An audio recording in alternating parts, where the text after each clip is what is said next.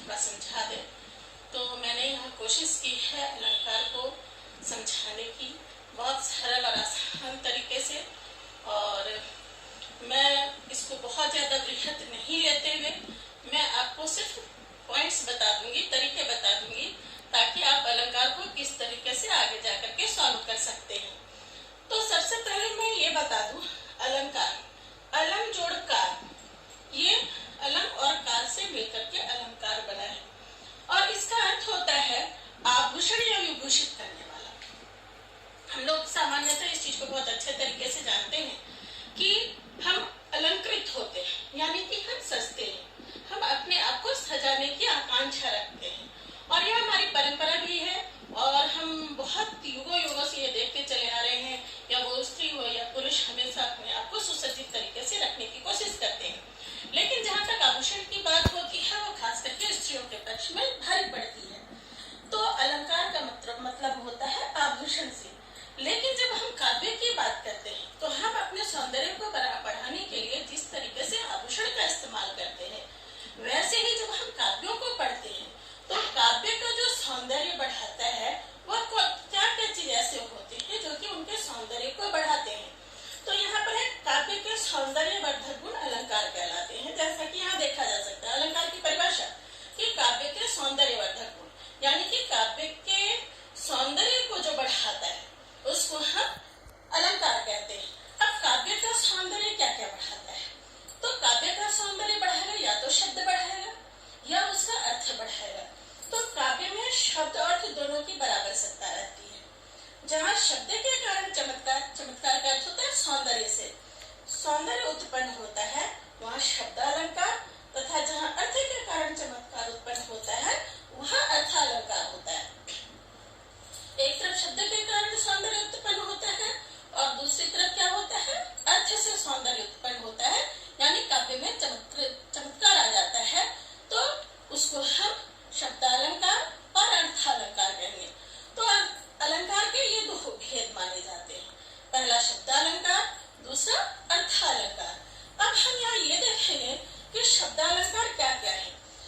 तो शब्दालंकार में सबसे पहले आता है अनुप्रास, यमक, श्लेष, पुनरुक्ति प्रकाश, प्रश्न और स्वरमैत्री। इसके बाद जहाँ तक अर्थालंकार की बात आती है, तो अर्थालंकार में है उपमा, रूपक, उत्प्रेक्षा, अतिशयोक्ति, आपनोति, व्यतिरेक, उसके बाद मानवीकरण। मैं यहाँ आपको जो पढ़ना है, मैं उसी के ऊपर चर्चा करूंगी, और उतने ही अंशों को मैं यहाँ पे बताऊंगी। सबसे पहले चर्चा करेंगे अनुप्रास अलंकार की, जो कि आपको पाठ्य पुस्तक में पढ़नी है, और इसे मैं बहुत ही सुगम तरीके से बताने का प्रयास कर रही हूँ। अनुप्रास अलंकार, इसमें क्या होता है, वर्ण की आवृत्ति होती है।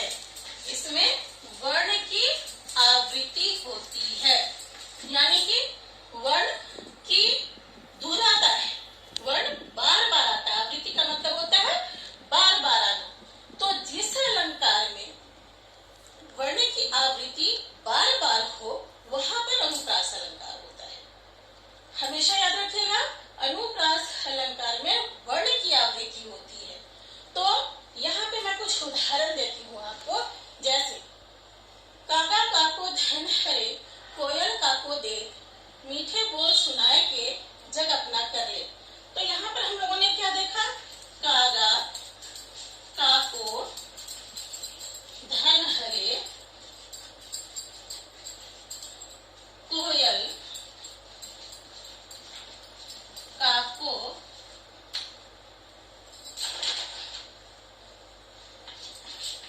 काको देख। अब यहाँ पे ये देखने वाली बात है कि यहाँ क वर्ण की आवृत्ति कागा में आता है, क वर्ण की आवृत्ति काको में भी आता है, इसके बाद क कोयल में भी आता है। तो इस तरीके से जब वर्ण की आवृत्ति बार बार हो रही है, तो ये अनुप्रास अलंकार होगा। दूसरा उदाहरण देती हूँ, रघुपति राघव राजा राम, पति पावन सीताराम। तो रघुपति राघव राजा राम में र वर्ण की बार बार आवृत्ति हुई है। वर्ण रघुपति राघव राजा राम, वहां पर वर्ण की आवृत्ति बार बार हुई है, इसलिए यहाँ पर क्या है, अनुप्रास अलंकार है। अलंकार, इसमें क्या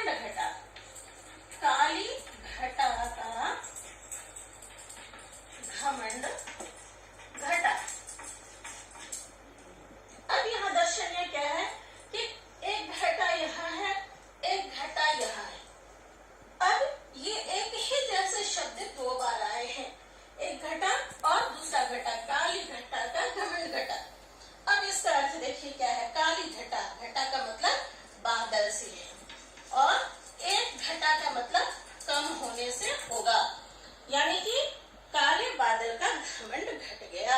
इसका अर्थ यहाँ ये होगा। तो हमने देखा किस तरीके से, लेकिन कई बार बच्चे यहाँ पर प्रश्न यह भी कर देते हैं, इसे अनुप्रास अलंकार में करते हैं कि मैम ये अनुप्रास अलंकार में जाएगा, क्योंकि यहाँ पे घ वर्ण की आवृत्ति हुई है। ठीक है, आप अपनी जगह पर ठीक है, लेकिन जब किसी चीज का अपना कोई प्रतीक होता है, जब वह इस चीज को बार बार बता रहा है कि मैं शब्द की आवृत्ति करूंगा, मैं 2 शब्दों के साथ आऊंगा, 3 शब्दों के साथ आऊंगा, तो आप उसकी विशेषता को भी देखना पड़ेगा। हर बार एक वर्ण को पकड़ने से काम नहीं चलेगा, क्योंकि जब हम अनुप्रास अलंकार को देखे तो वहाँ हमने कहीं ऐसा नहीं देखा कि जबकि शब्द की आवृत्ति हो रही है, वहाँ वर्णों की आवृत्ति को देखा। तो उसका अपना एक महत्व है कि वह वर्ण का अंग लेकर के चलता है और ये क्या है, शब्द को लेकर के चलता है। इसलिए आपको ये चाहिए कि सबसे पहले ये देखें कि कहीं शब्द तो बार बार नहीं आ रहे हैं और उन शब्दों के अर्थ तो अलग नहीं हो रहे हैं। फिर एक उदाहरण मैं देती हूँ, आपको और भी क्लियर हो जाएगा। 3 बेर खाती थी वह 3 बेर खाती है। यहाँ सबरी के बारे में बोला गया है, 3 बेर खाती थी वह, 3 बेर खाती है वह, यानी कि वह 3 बेर, बेर का मतलब यहाँ समय से है, वह 3 बार वह खाती थी, 3 समय में खाती थी। लेकिन अब वह क्या करती है, 3 बेर खाती है, यानी बेर की फलियां, जो जंगली फल होते हैं बेर, वह 3 फलों को सिर्फ खा करके रह जाती है। तो एक बेर का मतलब हम लोगों ने किस चीज से देखा, समय से देखा, और दूसरे का मतलब हम लोगों ने किस चीज से देखा, फलियां से देखा। तो इस तरीके से वह क्या करता है, अपनी भावनाओं को व्यक्त करता है, अपनी विशेषता को प्रकट करता है। इसलिए वहां पर क्या हो जाता है, यमक अलंकार हो जाता है। इसलिए वह यह कतई उचित नहीं है कि आप उसे अनुप्रास अलंकार में डालें।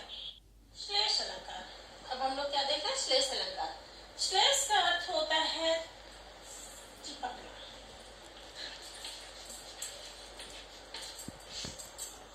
यानी यहाँ पर शब्द एक बार आएगा, लेकिन उसी एक शब्द में एक से कई अर्थ हो सकते हैं। यानी शब्द तो एक बार प्रयोग किया जाएगा, लेकिन उस शब्द के अर्थ 2 या 2 से अधिक भी हो सकते हैं। तो वहाँ क्या होगा, श्लेष अलंकार होगा। चिपकना यानी एक ही शब्द में एक से ज्यादा अर्थ जहाँ हो, वहाँ श्लेष अलंकार होता है। अब क्या है, अब इसका उदाहरण देखिए। सबसे पहला उदाहरण तो मैं देती हूँ, लूट लिया माली ने उपवन। क्या है, लूट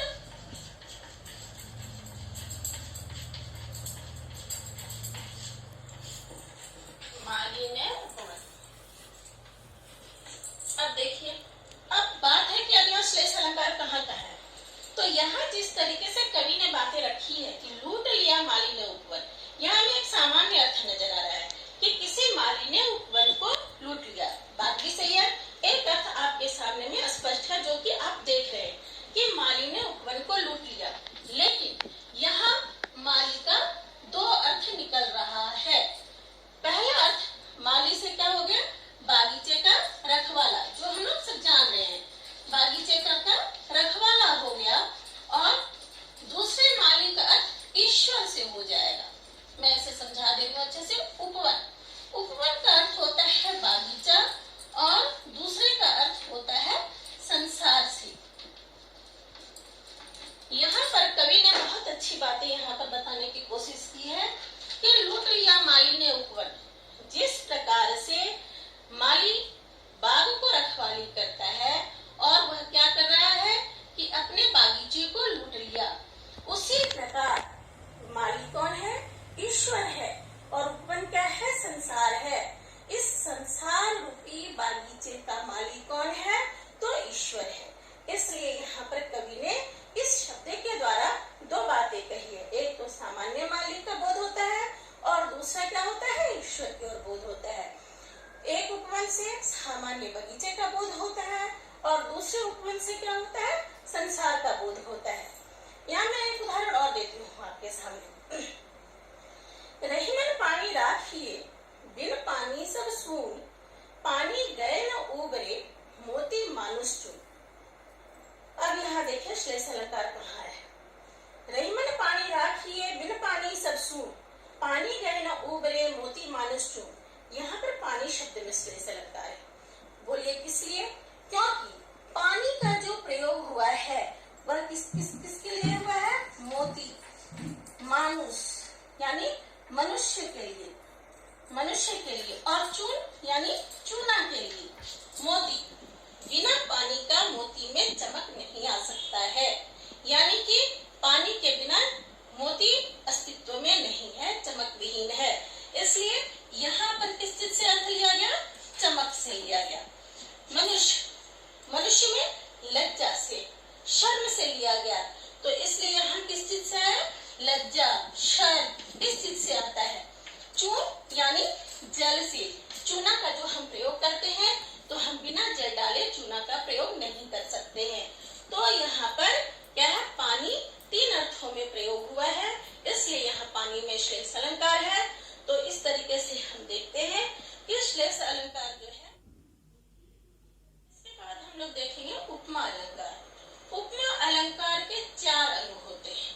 एक होता है उपमेय, दूसरा होता है उपमान, तीसरा होता है साधारण धर्म और चौथा होता है वाचक शब्द। यहाँ एक बात और है, जिसमें ये चारों चीज पाए जाते हैं उसको पूर्ण उपमा कहते हैं, और जिसमें चारों नहीं पाए जाते हैं, एक अंग विलुप्त होता है, उसको लुप्त उपमा अलंकार कहते हैं। तो खैर उसमें हमें नहीं जाना है, आपको सिर्फ समझाने के लिए इतना बता दूं कि ये आपके चार है, उपमेय, उपमान, साधारण धर्म। और आप जब भी अलंकार पढ़ेंगे तो आपको इन दोनों से हमेशा वास्ता पड़ते रहेगा, उपमेय से और उपमान से। उपमेय किसको कहते हैं पहले यह समझने की आवश्यकता है कि जब हम उपमेय का मतलब होता है पास से, यानी जब हम किसी का बहुत नजदीक से तुलना करते हैं तो क्या कहते हैं? हम उसकी उपमा दे रहे हैं। तो वही चीज यहाँ दिखता है। तो जब भी तुलना होगी तो दो वस्तुएं होगी, एक की कभी तुलना नहीं हो सकती है। तो इसलिए उपमेय क्या कहलाता है? जिसकी क्षमता किसी दूसरे पदार्थ से दिखाई जाए, यानी कि जिसकी तुलना की जा रही है। और उपमान किसे कहते हैं? जिसकी उपमा दी जाए, जिसको हम उपमा देते हैं उसको हम क्या कहते हैं? उपमा अलंकार। और जिसकी हम समता दिखाते हैं, उसकी बराबरी दिखाते हैं, उसको हम क्या कहते हैं? उपमेय अलंकार। वह साधारण धर्म का मतलब होता है गुण, कि उस इंसान का क्या गुण है, क्या दोष है, आखिर किस कारण से हम उसकी एक दूसरे के बारे में बता रहे हैं, किस चीज के आधार पर हम एक दूसरे की तुलना कर रहे हैं। और वाचक शब्द का मतलब होता है, उपमा अलंकार अपनी एक पहचान लेकर के चलता है और उसको हम वाचक शब्द कहते हैं। तो इसका वाचक शब्द है समान, सी, सरिस, सा, सम। ये सब जिसमें भी रहे आप समझ जाइए कि वो उपमा है। कि उपमा अलंकार के उपमेय, उपमान, साधारण धर्म और वाचक शब्द। उपमेय किसको समझे? जिसकी तुलना की जाती है।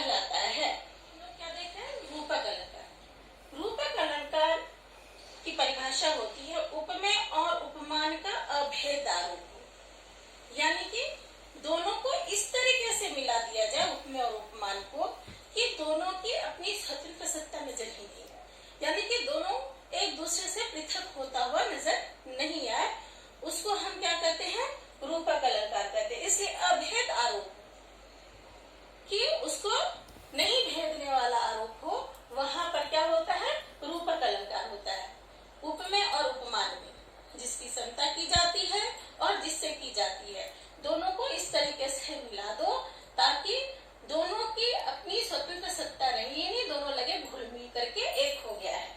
अब जैसे यहाँ उदाहरण है चरण कमल बंदो हरिराई, तो यहाँ पर क्या है, चरण कमल, कमल की संज्ञा किससे दी गई है, चरण से दी। चरण कैसा है, कमल के समान है। तो हरिराई यानी कि ईश्वर के कमल रूपी चरणों की वंदना करता है। अब कमल देखो, कमल की खूबसूरती क्या है, हल्कापन गुलाबीपन लिए होता है। उसी प्रकार से जो सुंदर पैर होते हैं वैसे ही गुलाबीपन लिए हुए होते हैं। तो उसकी खूबसूरती की तुलना, सुंदर होते हैं, कोमल होते हैं, गुलाबी रंग लिए हुए होते हैं। तो उसकी सुंदरता का बखान किसमें डाल दिया गया है, चरण में डाल दिया गया है। तो इसलिए दोनों के रूप रंग से इस तरीके से मिलाप कर दिया गया है, कोमलता से ऐसे मिलाप कर दिया गया है कि दोनों अभिन्न नजर आते हैं। इसलिए क्या हो गया, चरण कमल बंदो हरिराई।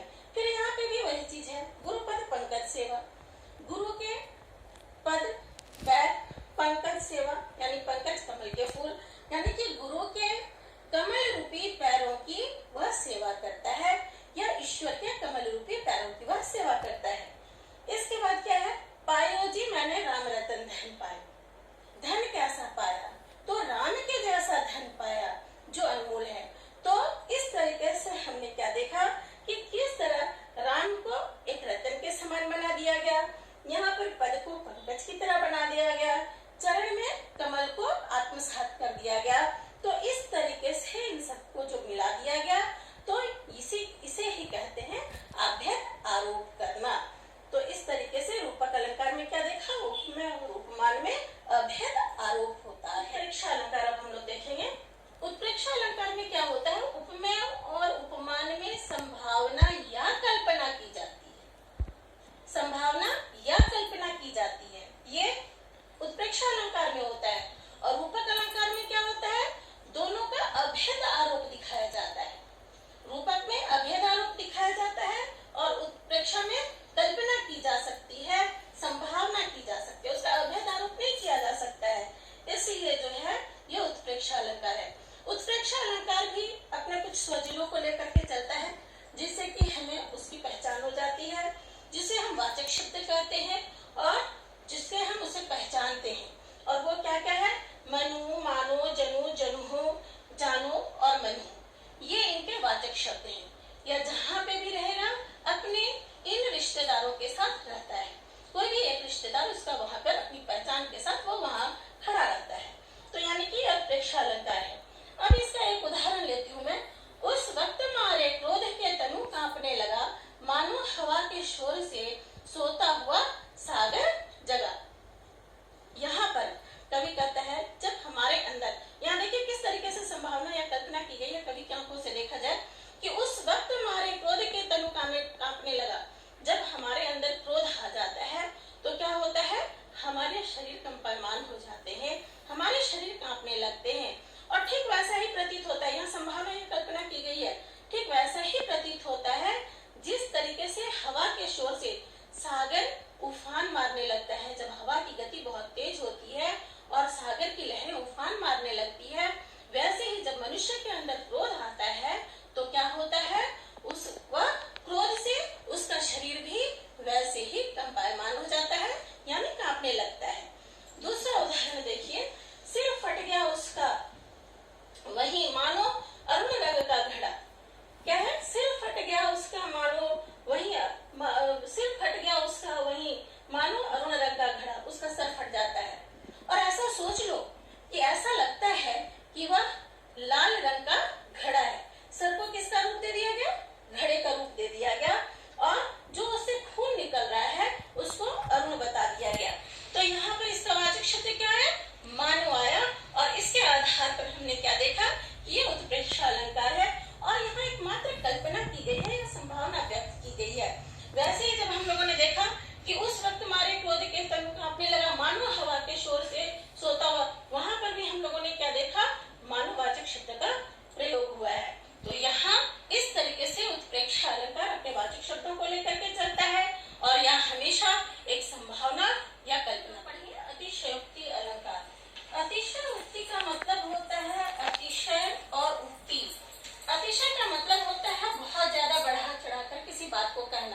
यानी कि जिस अलंकार में हम किसी भी बात को बहुत बढ़ा चढ़ा करके करते हैं वह अतिशयोक्ति अलंकार होता है।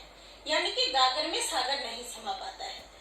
बात को बहुत ज्यादा हम बढ़ा चढ़ा देते हैं कि वह बचने के लायक नहीं होता है और वह क्या हो जाता है, अतिशयोक्ति अलंकार होता है। अतिशय उक्ति यानी बहुत ज्यादा बात को बढ़ा चढ़ा करके बोलना ही अतिशयोक्ति अलंकार कहलाता है। जैसे कढ़त साथ है मयांते असी रिपु तंते प्राप्त। अब देखो यहाँ कितना सुंदर व्याख्या किया गया है कि इसको कभी बात पच ही नहीं सकता है कि कढ़त साथ है, अभी मयान से तलवार निकला ही नहीं था कि सारे शत्रुओं की जान जाने लगी। ऐसा संभव नहीं हो सकता